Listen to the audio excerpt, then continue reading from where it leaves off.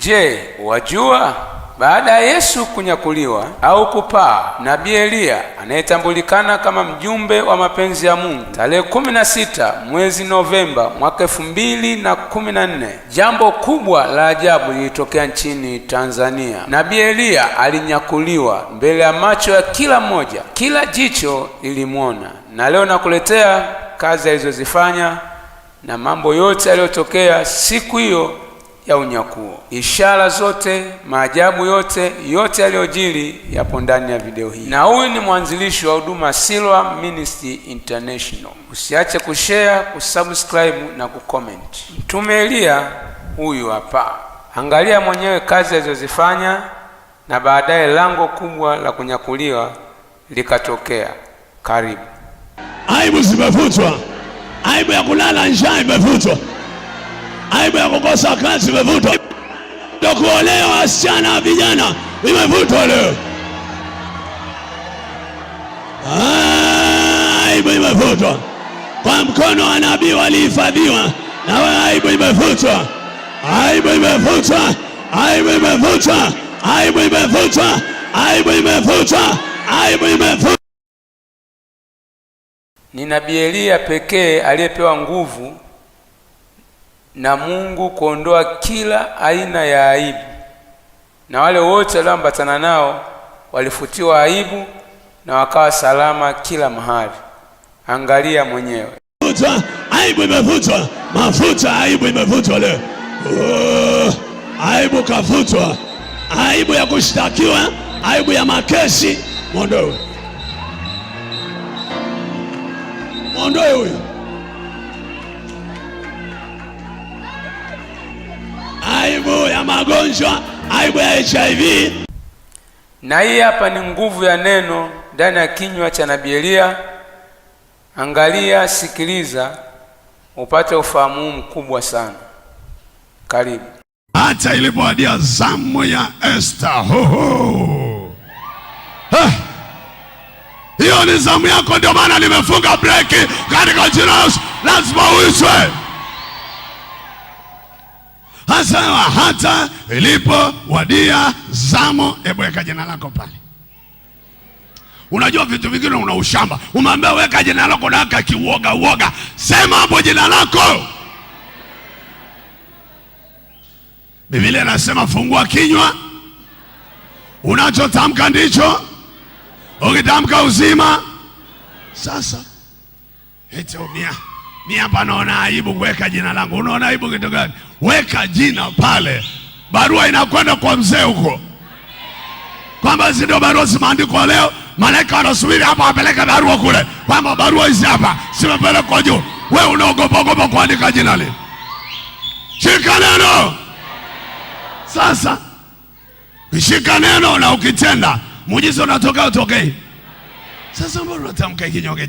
Mtume hapo mimi naona aibu kidogo kutamka mbele ya dada hapa jina langu. Tamka jina lako pale bwana. Kwa sababu inawezekana umeolewa, lakini kuna biashara, Vashti atoke wewe uingie pale. Kuna nafasi ya kazi, Vashti atoke wewe uingie pale. Wewe ni shangae tu, wala kudaka muujiza. Wachawi huwa wanaondoa nafasi yako, wanaweka muovu pale, na wanaiba vitu vyako vinang'aa, wanampa muovu. Sasa wakati huo tulikuwa hatuna macho, sasa hivi tumeota nini? Macho. Vitu vyetu lazima irudi katika jina. Roho Mtakatifu alipokuja juu yao aliwapa nini? Nguvu, ambayo ni power, ndio inatumika hapa. Sasa kama unataka kuiua hiyo, iue power. Ndio tutaiua hiyo power, tuone huyo mtu atajidai na nini. Anajidai na nini kivipi? Na wewe jidai na dhambi. Sisi tunajidai na Yesu, na wewe jidai na dhambi. Haleluya. Bwana, mimi nasikia raha, sijui wewe. Uko tayari kumng'oa Vashti na wewe uingie sasa?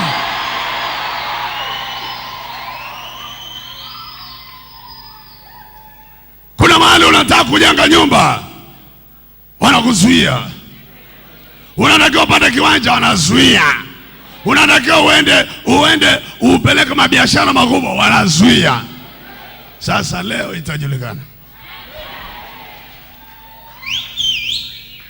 Elia alisema kama aishivyo Mungu ambaye mimi usimama mbele zake kila siku. Na mimi narudia neno hilo hilo. Lazima leo Vashti angolewe. Wamesoma masomo yote ya ujasiriamali na wafanikiwe. Wamesoma business administration na wafanikiwe. Wamesoma elimu zote na wafanikiwe. Kwa nini? Kwa sababu huwezi kufanikiwa kwa moyo wa business administration. Maana business administration hana chanzo cha kufanikiwa wala kubarikiwa. Na alianzisha masomo hayo hana chanzo cha kufanikiwa wala kubarikiwa. Na nikakwambia siku moja kwamba ndio maana hujawahi kusikia degree ya kufanikiwa, wala certificate ya kufanikiwa, wala profesa wa kufanikiwa. Hujawahi kusikia huyo. Wala degree ya kubarikiwa hujawahi kuisikia, wala certificate yake, wala hakuna profesa wa kubarikiwa. Sijawahi kumsikia, lakini aliyesikia na mruhusu nimpe maiki atuambie alimuona wapi. Kwa nini inasema haya? Kwa sababu wengi hawajui siri hiyo. Nilisema kujua unachotaka ni jambo lingine, na kujua namna ya kupata unachotaka ni namna nyingine, au ni kitu kingine, ni jambo lingine kabisa tofauti. Kwa wengi wanajua mahitaji yao, lakini wengi pia hawajui wapateje mahitaji yao.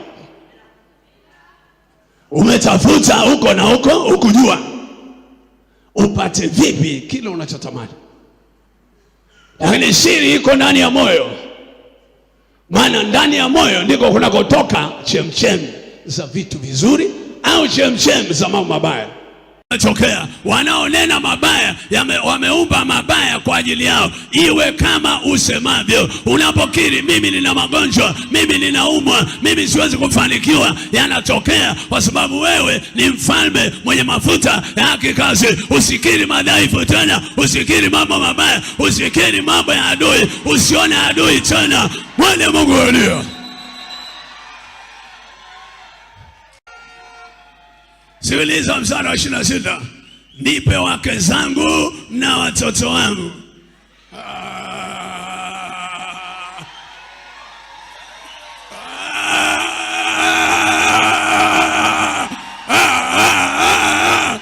Nipe wake zangu na watoto wangu. Nipe wake zangu na watoto wangu. Nipe mke wangu na watoto wangu. Nipe gari yangu, nipe fedha yangu, nipe mashamba yangu, nipe vitu vyangu.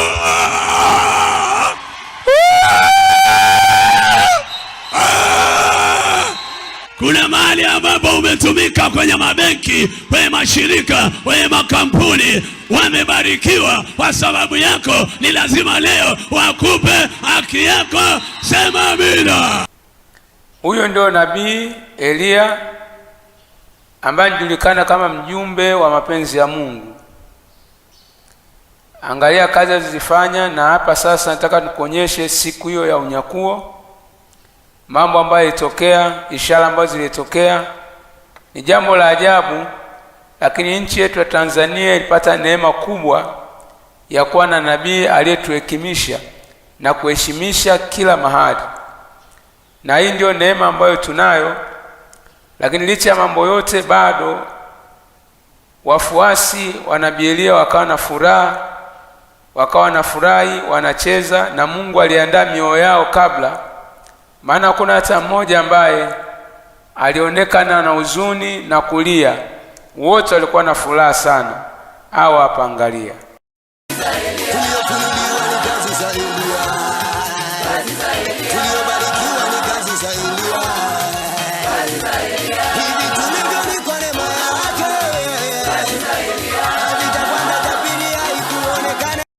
Na hapo sasa majira ya Mungu ilipofika, ishara nyingi zikatokea.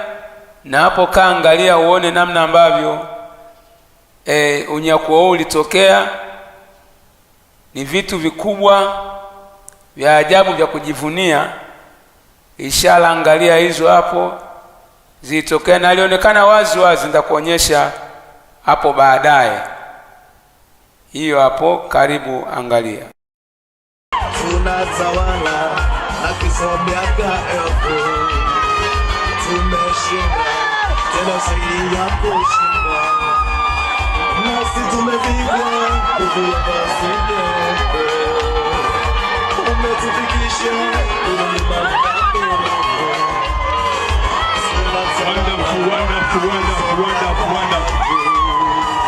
Tumeshinda tena zaidi ya kushinda, Wonderful, wonderful.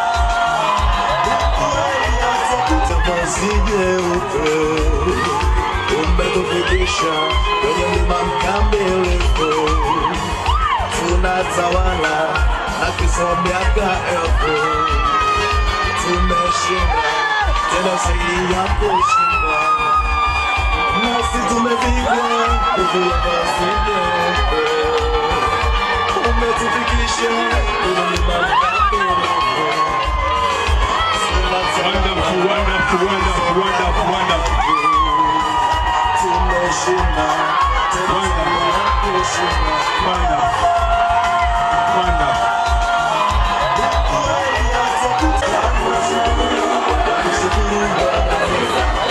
Jambo la ajabu limetokea. Wale ambao pengine hujaona, kuna upinde umetokea kule juu wa mduara, na hii inamaanisha ni Mungu mwenyewe.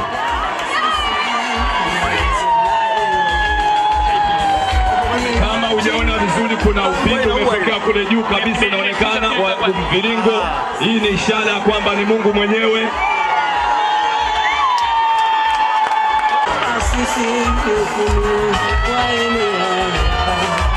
Ni majira kamilifu kujijua kwamba sisi ni agizo la Elia. Tumepewa kuwatengeneza wengine, tumepewa kupatanisha na moyo nafsi na roho ya Mungu wetu.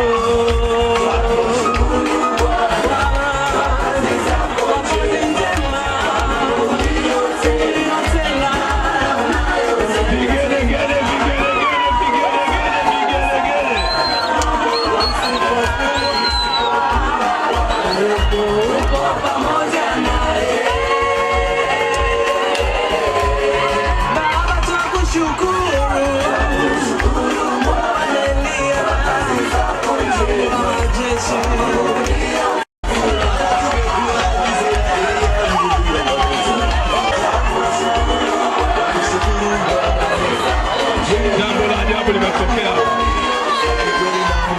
Wale ambao pengine hujaona, kuna upinde umetokea kule juu wa mduara, na hii inamaanisha ni Mungu mwenyewe.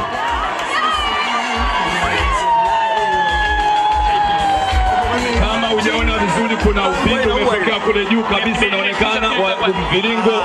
Hii ni ishara ya kwamba ni Mungu mwenyewe.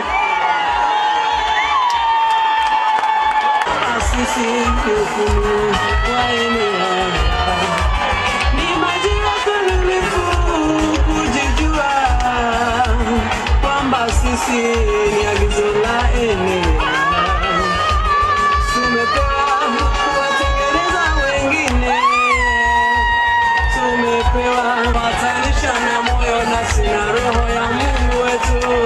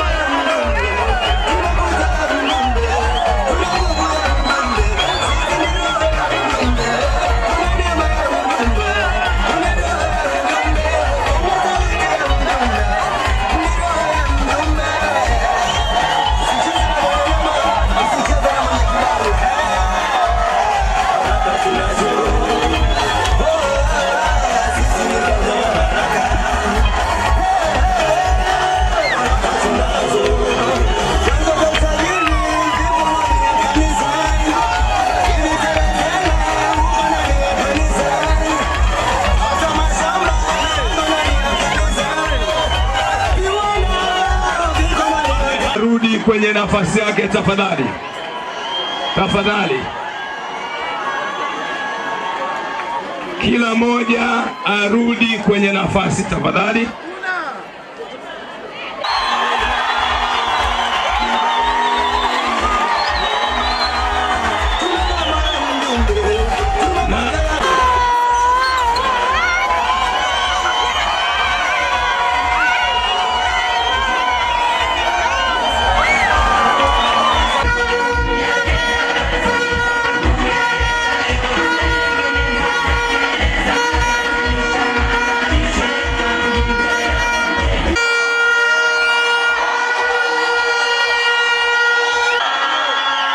Usifanye mchezo. Tuliwaambia Elia anaishi, ndiye wengine walisita, wakaona mawazo ya mwilini, wakahoji maswali. Mmemwona hapa juu, hamjamwona? Na hapa alionekana waziwazi kama unavyoweza kuona, ni huyo hapo wakati akielekea juu. Hiyo hapo kama unavyoangalia ni jambo la kutisha na ni kubwa. Tumepata heshima kubwa ndani ya taifa hili. Hiyo hapo inaonekana vizuri kabisa hapo.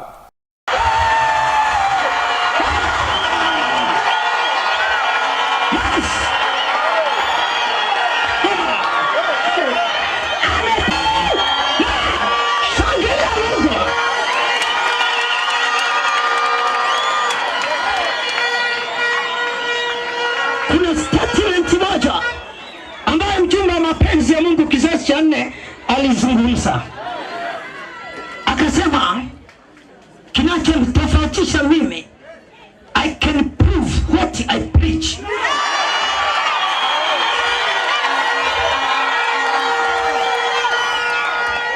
Ina uwezo wa kutimiza